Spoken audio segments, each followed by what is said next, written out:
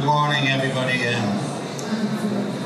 Ciara Hurley is my name with the CKH Services, and I'm here to talk a bit about the whole area of VAT on food and drink in Ireland. We've had VAT for a long time now, over 40 years, and for conventional or traditional food products, the rates are fairly clear. There are 4 rates that affect food and drink. Most basic food is 0 VAT. That also includes milk, tea and coffee. Then we have a rate of 9%, which is mainly for the hotel and restaurant industry, where they serve food. Then we have a 13.5% VAT rate, which is mostly for bakery products. And then we have the 23%, which is everything else. And in the food business, that's alcohol, soft drinks, confectionery, ice cream, all those kind of products. Now, it's very important when we're doing our sums at the beginning, when we're working out the pricing for a product, that we vigilant in certain areas. The first one is never assume the VAT rate, you know, for all products. You know, many products like bread, meat products, vegetables, they're straightforward at 0 VAT. But there are in-between or borderline products. Like, for example, if you take vegetables and make them into a snack food, the rate can be 23%. We'll be coming to that in a minute. So one ingredient can lead to a higher VAT rate. For example, the addition of salt or pepper can make a product go from 0 to 23%, because it's now a savoury food instead of a basic food. One word on a pack. I mean, simply calling a product a bar will put 23% VAT on it, because even though it may not be manufactured as confectionery, revenue will say it's been marketed as confectionery and therefore it's going to be taxed as confectionery. The method of manufacture is very important. Like this would apply particularly with new wave products.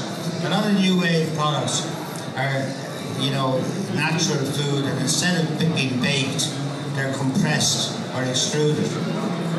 And they're in the same space as bakery products a lot of the time, or as confectionery products. But a confectionery product has to meet certain criteria. A bakery product has to be baked with flour and eggs. So a compressed product can often get 0 VAT rate, even though it looks like a cake or a biscuit. And then how the product is marketed. That's important, because if you have a product, for example, like protein powder. Now, protein powder is marketed as food to help people recover from an operation. That's 0 VAT.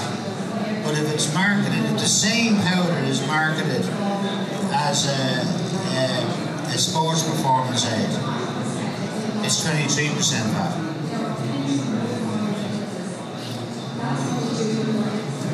So, a liquid food is food, and that's 0 VAT. A beverage is not food, and unless it's milk or tea, it's 23% VAT. So, what's the difference between a soup, which is mainly water and vegetables, and a smoothie, which is mainly water and fruit, or even water and vegetables? The difference, according to revenue, is that the soup is consumed as a food for nourishment and nutrition, and while the smoothie may have that as well, it's also consumed to quench thirst. So therefore we move from it being a liquid food to being a beverage, and it's 23% VAT, and they've ruled on that. But there are lots of borderline products in between, such as, again, protein powders. I mean, is a protein powder consumed as a drink or a food? And we've argued in many such cases successfully with revenue. Most beverages and preparations, that's products that are used for making beverages, are 23% VAT. milk is zero VAT. And as a concession, revenue also allowed soya milk to be given the same zero rate. Tea and coffee in non-drinkable form are zero VAT. But if they're made up and sold from a vending machine or over the counter in a bar, they're liable to VAT. And then yeast and meat concentrates like bottled and Ovaltine, they're zero VAT.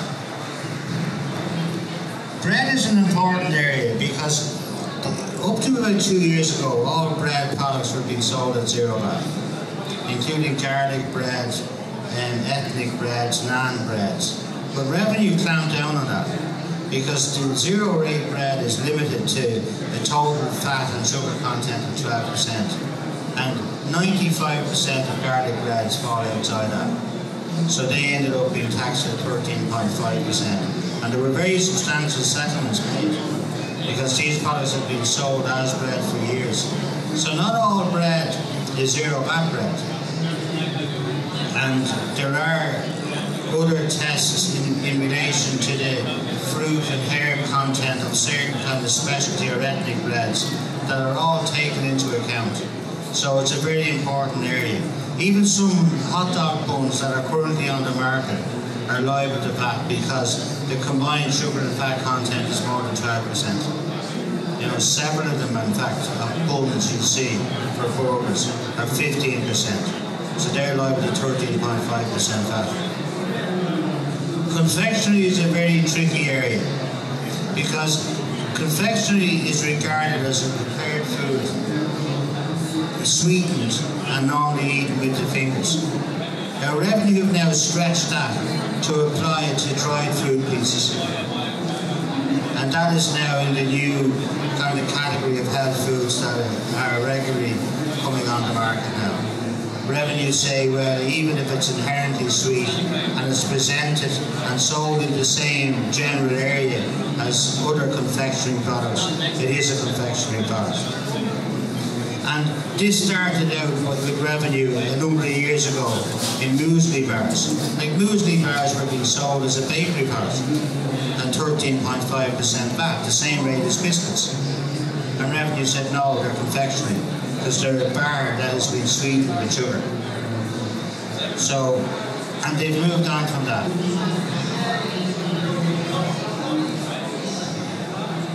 Savoury foods is another big problem area because any product that's flavoured with pepper, spices or salt is a savoury product, and savoury products are liable to 23% VAT. So again, there are lots of snack foods now appearing on the market, like vegetable crisps. Now vegetables are zero VAT, but if you take a vegetable crisp and put no salt on it or flavour it with lemon juice, it's zero VAT. If you put salt or pepper or chili powder on it, it's 23% VAT. So it's important to be aware of these things. How revenue gets away with this is the use of the word similar in our VAT legislation. Similar crops up in a few places. So anything that looks like confectionery or looks like a savoury bar or is manufactured like that, revenue can use that or invoke that particular clause of the legislation to say that's a similar product and we want 23% VAT. So it's all down to perception. You know, VAT is based on what the consumer is buying, not what the supplier is selling. So if you're selling, you know, a tub of fruit powder, and you say it's fruit, but the consumer is buying it to make a drink, and that's how it's generally perceived, then revenue say it's a drink. So these are all examples of the borderline products.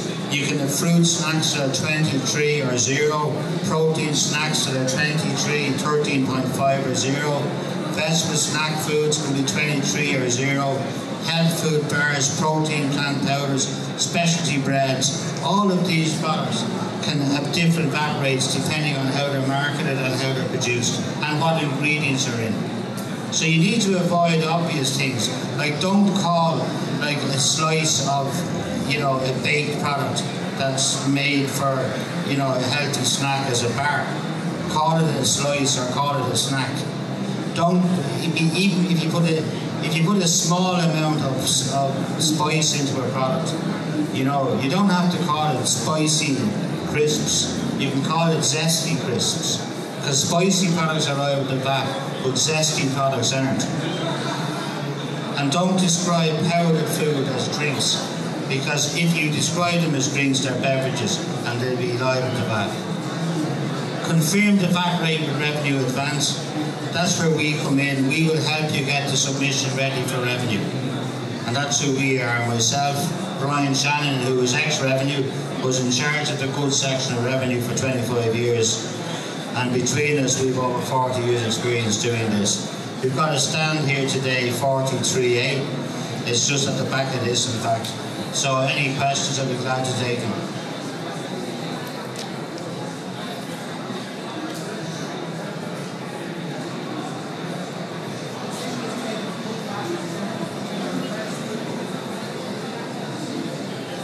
If a decision is taken to put VAT on something by revenue, can your company reverse it? Yeah, in fact, that's a lot of our work. It shouldn't be a lot of our work, but it is, because revenue have done very vigorous and rigorous audits over the last 4 years. Before that, products were being sold at zero VAT for years with nobody questioning it. Now, like brown bread, for example, was being sold at zero VAT. Brown bread was never zero VAT. It was 13.5% VAT, but revenue let it go. So the legislation had to be changed to zero rate VAT bread, but they haven't changed any other legislation. So most of our work is in fact appealing rulings by revenue that have been made, and we're successful about 25% of the time. We are much more successful if we get the product in advance.